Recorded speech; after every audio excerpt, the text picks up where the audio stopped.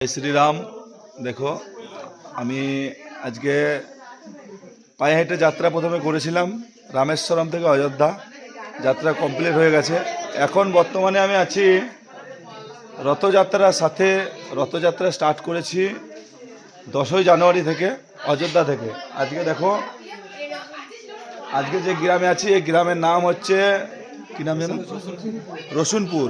আর রসুনপুরে দেখো রাত্রে আমি এখানে প্রবেশ করেছি সন্ধ্যার দিকে। সন্ধ্যার বেলা থেকে এখানে দেখো একটা উৎসবের মহল তৈরি হয়েছে। দেখাই আগে উৎসবের মহলটা দেখাই। এই দেখো, আমাকে উপেক্ষা করে আর ভগবান শ্রী রামচন্দ্র যে রথ এসেছে সেই রথকে উপেক্ষা করে গ্রামের সকল ছেলেরা দেখো, এই দেখো গ্রামের সকল ছেলেরা দেখো ভগবান শ্রী রামচন্দ্রকে উপেক্ষা করে আজকে গ্রামে উৎসবের সঙ্গে মেতে উঠেছে।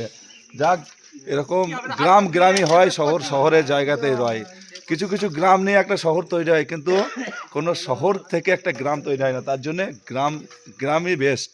দেখতে পাচ্ছ, আর গ্রামে মানুষজনও সত্যি ভালো লাগলো মানুষজনকে দেখে, যে রামলালার রথ আসছে, সবাই মানে রথকে বেরিয়ে এসে দেখছে, এটা সত্যিই খুব ভালো লাগলো। আর সাথে সাথে দেখো, আমি বাড়ির কাছাকাছি চলে এসেছি।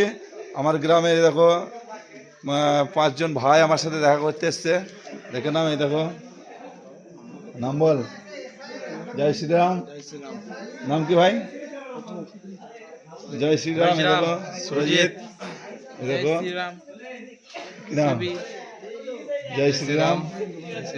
রণজিৎ। আর এই দেখো জয় শ্রীরাম অঞ্জল। যাক, এই ভাইটাও আমার মতো একটা বড় সংকল্প ছিল। ভাইটা পায়ে হেঁটে এসেছিল।